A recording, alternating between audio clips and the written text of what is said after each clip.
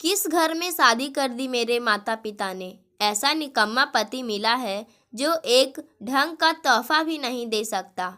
आज मेरा जन्मदिन है और तोहफे में उठाकर क्या लाया है, यह फूलों का गुलदस्ता और ये 1000 रुपये की साड़ी। शादी के इन 16 सालों में कोई साल तो ऐसा गया हो जिसमें कोई गहना ला कर दिया हो। इससे तो मेरी सहेली मीरा ही ज़्यादा अच्छी है। उसका पति हर बर्थडे पर कुछ न कुछ गहना उसे तोहफे में देता है, फिर वो पहनकर इतराती हुई सबको दिखाती फिरती है। यहाँ तो पति दूसरों को दिखाने के सारे रास्ते ही बंद कर देता है। क्या दिखाऊं? ये साड़ी और गुलदस्ता। अवनी निरंतर बड़बड़ किए जा रही थी, जबकि शिवम चुपचाप बैठा अपना बैग तैयार कर रहा था। साथ ही साथ उसकी बड़बड़ाहट भी सुन रहा था। वो भी क्या बोलता, पत्नी महत्वाकांक्षी थी और अब नई नई सहेलियों के साथ और ज़्यादा हो गई। कम में खुशी ही नहीं होती। और वो ठहरा एक टीचर, महीने के 35-40 हज़ार रुपये कमाने वाला। उसकी जेब ज़्यादा खर्च करने से उसे रोकते हैं। आखिर एक मध्यम वर्गीय परिवार की भी अपनी सीमाएं होती है। जब पत्नी नहीं समझती तो पति तो इस चीज़ को समझेगा ही। शिवम की कोई इतनी तनख्वाह भी नहीं थी कि पूरे परिवार की खर्चा निकालने के बाद इतना पैसा निकाल पाए। दोनों बच्चों की पढ़ाई थी, अम्मा की दवाइयाँ थी, घर के खर्चे, रिश्तेदारी भी देखना होती थी। बच्चों की हायर स्टडीज़ के लिए भी कुछ तो जमा करके रखना था। आखिर मध्य वर्गीय आदमी अपना हाथ खींचे भी तो कितना। और ऊपर सोने के भाव तो वैसे ही आसमान छू रहे हैं। और इधर पत्नी ऐसी थी जो अपनी सहेलियों को देख देख कर हमेशा उस पर दबाव बनाती कि वो उसे तोहफे में सोने के गहने ही ला कर दे। ये तक नहीं देखती कि उसका परिवार उसकी कितनी कद्र करता है। वो तो रात के 10 बजे ही सो गई थी। उसके बर्थडे के लिए शिवम और बच्चों ने मिलकर हॉल सजाया था। अम्मा जी ने अपने हाथों से गर्मा गर्म हलवा बनाया था। शिवम 10 बजे के बाद मार्केट जाकर खास उसके लिए केक लेकर आया था। सबको लगा था कि वो ये सब देखकर खुश होगी, पर नहीं। 12 बजे सब ने उसे सरप्राइज़ दिया तो अपने तोहफे को देखकर उसने तो चिल्लाना शुरू कर दिया। सबके प्यार और दुलार को सिर्फ तोहफे के पीछे कुछ नहीं समझा। सबने प्लान कर रखा था कि आज कोई भी कहीं नहीं जाएगा, बल्कि घर पर रहकर अवनी का बर्थडे कुछ खास करेंगे। लेकिन अवनी के इस तरह के व्यवहार से सब लोग हैरान तो नहीं, पर परेशान जरूर थे। हैरानी इसलिए नहीं हुई क्योंकि उन्हें पता था कि वो तोहफे में सिर्फ गहने सोचती है, पर परेशान इसलिए कि सब का मूड ऑफ हो चुका था। वो कभी घर वालों की भावनाएं नहीं देखती।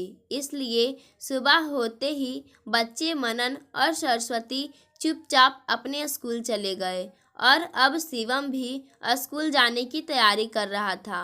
अम्मा जी भी नाश्ते में मसालेदार खिचड़ी बनाकर अपने कमरे में माला फेर रही थी। जानती थी कि आज अवनी कुछ नहीं करेगी क्योंकि वो अभी भी बड़बड़ा रही थी। शिवम अम्मा जी के कमरे में गया और बोला, अम्मा मैं स्कूल जा रहा हूँ, तुम कुछ खाकर दवाई ले लेना। अम्मा जी ने एक नज़र शिवम की तरफ देखा।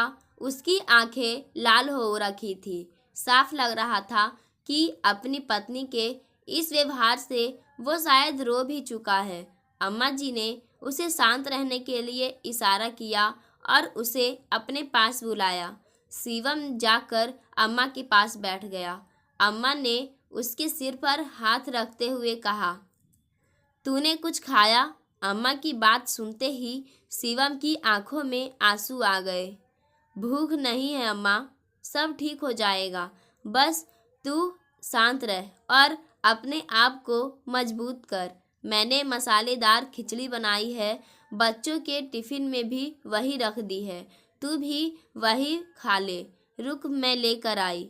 अम्मा की बात सुनकर शिवम कुछ कह नहीं पाया। अम्मा उठकर जाने लगी तो शिवम ने रोक दिया। अम्मा, मुझे सचमुच भूख नहीं है। आप बैठो, वैसे मैं अभी निकलता हूँ, टाइम से पहुँचूँगा तो सही रहेगा। आप नाश्ता कर लेना, देर हो रही है। रुक, मैं तेरा टिफ़िन पैक कर देती हूँ, वहाँ खा लेना। शिवम ने रोकने की कोशिश की पर अम्मा मानी ही नहीं। रसोई में गई और खिचड़ी टिफ़िन में पैक कर दी और लाकर शिवम को दे दिया। याद से खा ही लेना, भूखा मत रहना और ज़्यादा सोच मत, है ना।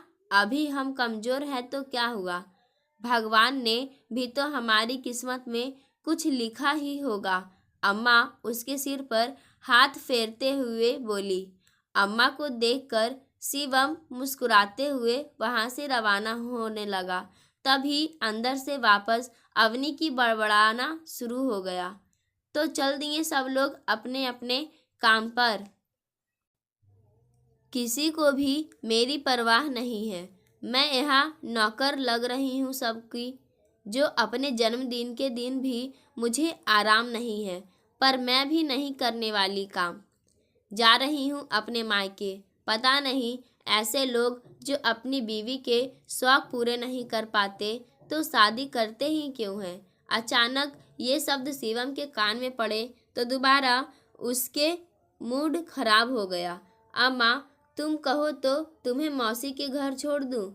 हम लोग तो चलो अपनी जगह चले जाएंगे, लेकिन तुम्हें दिन भर इसको झेलना पड़ेगा।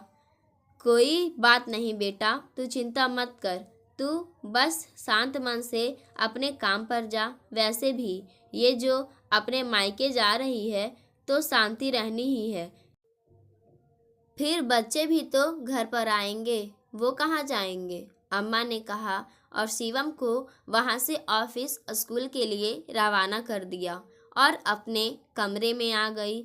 अभी शिवम को गए कुछ देर ही बीती थी कि अवनी भी वहाँ से रवाना हो गई। अवनी के जाते ही अचानक अम्मा जी का मोबाइल बज उठा।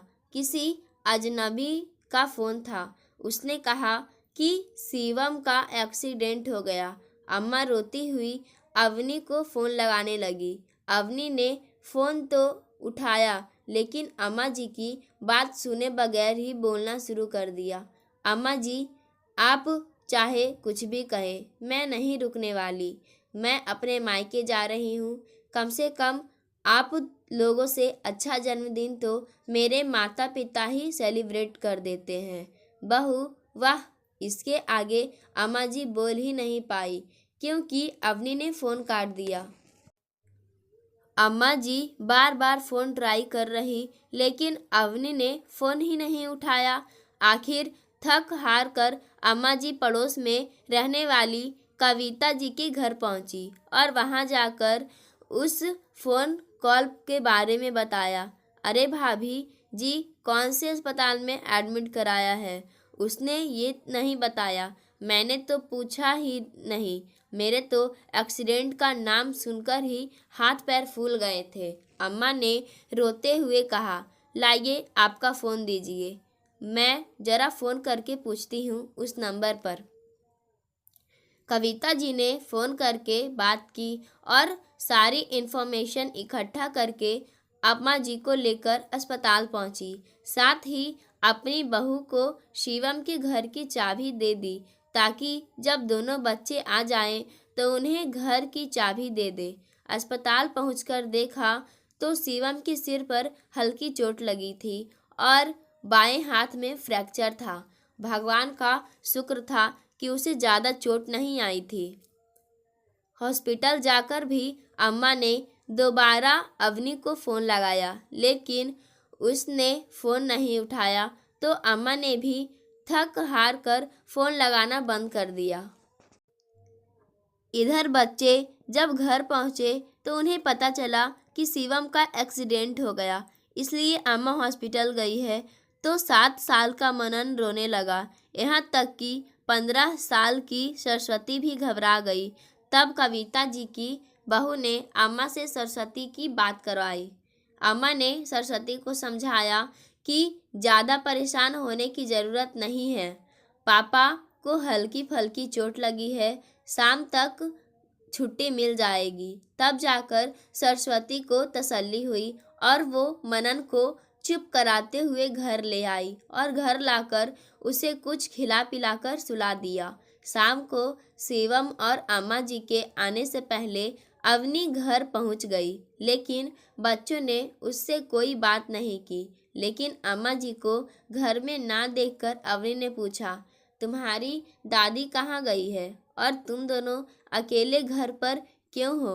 मैं कहकर तो गई थी मैं अपने मायके जा रही हूँ, फिर भी ना जाने कितनी बार फ़ोन लगा दिया और अब तुमको अकेला छोड़कर चली गई। उसकी बात सुनकर सरस्वती को बहुत गुस्सा आया। वो अपने कमरे में गई और अपने कमरे में से अपना और मनन का दोनों का गुल्लक उठाकर ले आई और उसके सामने रखते हुए बोली, मम्मी आपको गहने चाहिए ना? ये 2 गुल्लक है, इन्हें फोड़ लो और जो भी पैसा निकले उससे अपने लिए गहना खरीद लेना। जानती हूँ मैं कि पैसा इसमें कम है, लेकिन वादा करती हूँ जब बड़े होकर कमाने लग जाऊंगी ना तो आपको गहने दिलवा दूंगी, पर कम से कम भगवान के लिए घर में शांति रहने दो। यूँ हर समय पापा के पीछे मत पड़ी रहा करो। आज पहली बार अवनी ने सरस्वती को चिल्लाते देखा था और वह भी अपने पापा के पक्ष में। यह देखकर अवनी और ज़्यादा तिलमिला गई। ओह, तो अब से सिखाया जा रहा है तुम्हें मेरे खिलाफ। अरे, एक औरत अपने पति से अपनी ज़रूरत के लिए नहीं बोलेगी तो किससे बोलेगी? तुम भी 15 साल की हो गई हो, क्या तुम्हें समझ नहीं है? अपनी माँ से बोलने की तमीज़ नहीं तुम्हें? तमीज़ की बात तो आप कीजिए ही मत मम्मी। हमने पूरी रात आपके लिए इतनी मेहनत की, लेकिन आपको वो सब नहीं दिखा। आपको दिखा तो सिर्फ कि तोहफे में सोने के गहने नहीं थे। आपकी सहेलियाँ क्या करती है, हमें उससे कोई लेना देना नहीं, लेकिन आप क्या करती हो इससे हम सबको फ़र्क पड़ता है। आज पापा कितनी टेंशन में घर से निकले थे, रास्ते में उनका एक्सीडेंट हो गया और आपको अभी भी अपने तोहफे की पड़ी है। एक्सीडेंट कैसे हो गया? एक्सीडेंट मुझे बताया क्यों नहीं? अम्मा आपको बार बार फ़ोन लगा रही थी ना, आपने एक बार फ़ोन उठाकर पूछना भी ठीक नहीं समझा कि वो फ़ोन क्यों लगा रही थी। आपको ठीक लगेगा भी क्यों? आपको तो गहने चाहिए, पति से आपको क्या लेना देना? अपनी बेटी की बात सुनकर अवनी शॉक्ड रह गई। तब तक अम्मा और कविता जी शिवम को साथ लेकर वापस घर लौट आए। शिवम को देखते ही अवनी उसके पास दौड़ती हुई गई और बोली, आप ठीक तो है ना? ज़्यादा चोट तो नहीं आई? लेकिन उसे देखकर शिवम ने कुछ नहीं कहा, बस अम्मा से ही बोला, अम्मा मैं आराम करना चाहता हूँ, कहकर वो अपने कमरे में चला गया। कविता जी भी अपने घर रवाना हो गई, पर अम्मा अवनी से बोली, बहू तुझे पति नहीं गहने चाहिए ना? ये मकान बेचकर तुझे तेरे गहने दिलवा दूंगी। हम किराए के घर में रह लेंगे, पर मेरे बेटे को चैन से रहने दो। आज तो रोक कर गया है घर से, सिर्फ तेरी जिद के कारण। एक बार उसके बगैर अपनी जिंदगी सोच कर देख, क्या तुम अकेली घर की जिम्मेदारी उठा लोगी? ऐसा तोहफा ही किस काम का जो किसी की जान पर ही बन जाए? अम्मा जी के इस सवाल से ही अवनी सिहर गई और रोती हुई अपने कमरे में आ गई और शिवम से बोली, मुझे कोई गहने नहीं चाहिए, तुम हो तो सब कुछ है, मुझे माफ़ कर दो। अवनी की बात सुनकर शिवम मुस्कुरा दिया। अवनी, तुमने मुझे समझा वही बहुत है। हम मध्यम वर्ग के लोगों के अपनी एक सीमा होती है, हम कितनी ही कोशिश कर ले अपनी औकात से आगे बढ़ ही नहीं पाते। बस और मुझे कुछ नहीं चाहिए। और आखिर शिवम ने भी अवनी को फ़ोन कर ही दिया। घर के मर्द अपने परिवार के लिए बहुत कुछ करना चाहते हैं, पर क्या बिना पैसे के पूरा कर पाएंगे? जितनी सैलरी मिलती है उतने में ही पत्नी और बच्चों को एडजस्ट करके चलना चाहिए। यूं दूसरों को देखकर अपने पति को कोसते रहना बहुत गलत है। रोजाना चिंता में रहने से इस तरह की घटनाएं होना स्वाभाविक है। पाठकों, आज की कहानी यहीं समाप्त होती है। धन्यवाद।